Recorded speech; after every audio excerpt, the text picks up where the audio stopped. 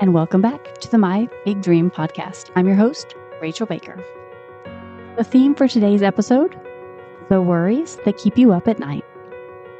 We've all had those nights, lying in bed, staring at the ceiling, our minds racing.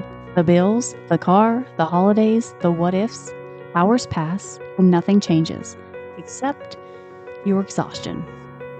If something is going to keep you up at night, maybe it's time to face it and not fear it. Today, we're going to talk about facing your fears, finding real solutions, and learning how to fall asleep with faith instead of fear. This is going to be so good. All right. I used to think worrying was just a part of life. I'd lay there at night, thinking about everything. The bills, the kids, the car, what needed to be done tomorrow. Oh, so much of what needed to be done tomorrow. I am a to-do list. Crazy person. Okay, my mind would loop the same thoughts over and over until finally I fell asleep, only to wake up and start the same loop all over again. That became my routine. Worry at night, rush through the day, and repeat. Then I realized something simple but powerful. I realized I love books. I read probably one book a week. Sometimes I will read the same book 2, 3, 4 times over and over. So I'm constantly seeking knowledge and answers to my problems. So when I say that I realized something simple but powerful, I probably discovered it in a book. So what I learned, worry is just energy looking for direction. Worry is just energy looking for direction. That's definitely worth repeating. If it's something that keeps you up at night, let's face it. Let's give that energy somewhere to go. Let me explain. Name the fear. We'll start there. What's keeping you up at night? What's going through your mind? Write that down. Get it out of your head and onto paper. You can't solve what you refuse to face. Your brain is the most powerful problem-solving tool on earth. If you give it a clear question and truly believe a solution exists, it will find one. I want you to begin to pay attention to what is keeping you up at night. As you drift off to sleep, what is it that's in your head? What is it that you're worrying about, you're thinking about? You're going to turn those fears into a plan.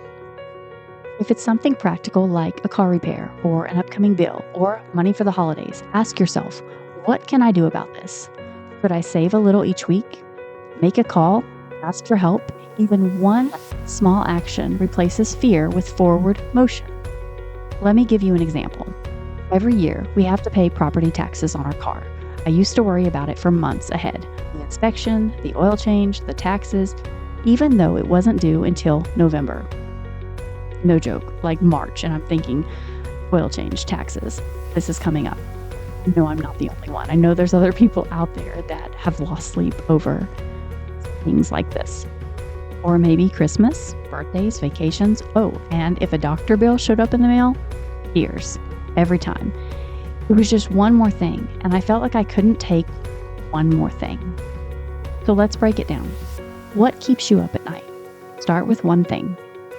If you've not read Jen Sincero's book, You Are a Badass, she has a button. I think it's available at Barnes & Noble, but there's one of the sayings on the button is, feed fear a suck it sandwich. And that so applies right now. I told you, I read a lot of books. I can't help it. I love it. So back to breaking it down. Let's say the car inspection, oil changes, and taxes. Maybe that totals $400. Divide that by 52 weeks or 12 months, whatever works for you, and create a little fund or an envelope for it.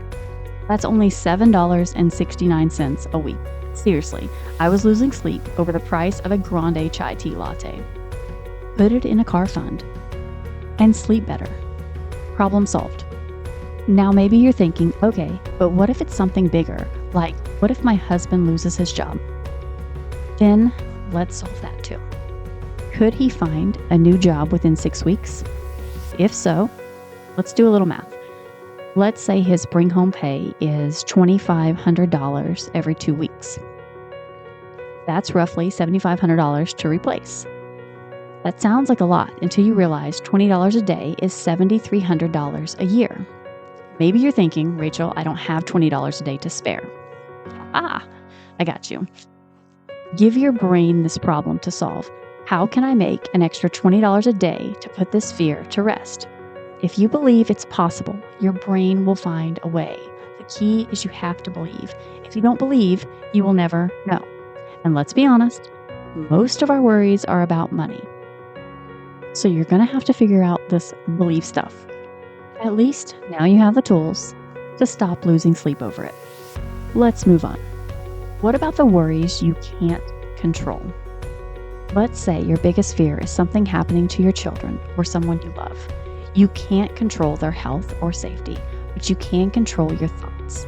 Your thoughts are so powerful that they shape your reality. God built this universe on laws, just like gravity, and one of them is this: what you think about, you bring about. Don't believe me? Take it from Jesus. Philippians 4, verse 8. Finally, brothers and sisters, whatever is true, whatever is noble, whatever is right, whatever is pure, whatever is lovely, whatever is admirable, if anything is excellent or praiseworthy, think about such things. Your thoughts become things. We have been instructed, whether you believe in Jesus or not. There's tons of wisdom in the Bible. We've been instructed to think about good, positive things. So change the picture in your mind. Instead of imagining sickness, imagine laughter. Instead of worry, picture connection. Visualize walking hand in hand, watching the leaves fall, sipping a chai tea latte. If you haven't figured out, it's my absolute favorite drink. Okay, not your thing. Maybe you're in a stadium watching the Braves lose again. Just kidding. But you're laughing, eating chili cheese fries, soaking in the joy. Fall asleep with the vision of how you want it to be. No more worries. Sleep is a doorway to the subconscious mind. This time, right before you drift off, is sacred. It's when your mind is most open to receive, to imagine, to create. So instead of falling asleep replaying fears, fall asleep with your vision in mind, with feelings of gratitude, excitement, love. We waste so many nights writing fear stories in our mind. What if you ended your night painting a new picture instead, seeing your dream already done, your problems already solved, your peace already here? Your subconscious doesn't know the difference between real and imagined. It simply responds to what you feed it. So feed it peace, feed it gratitude, feed it faith. And each night with intention, before bed, write one fear you face today and one small win. Fear loses its power when it meets progress. In closing, you can't dream big and live scared, but you can face your fears, make a plan, and rest knowing you're doing your part. So here's your challenge for this week. The next time something keeps you up at night, don't just replay it, write it down. Ask what you can do, and if it's something beyond your control, release it. Visualize peace and rest in that, because the more you solve your fears, the more space you create for your dreams. I want you to fall asleep tonight believing that things can work out better than you imagined, and watch what happens. Thank you for listening to the My Big Dream podcast. I am so thankful that you are here.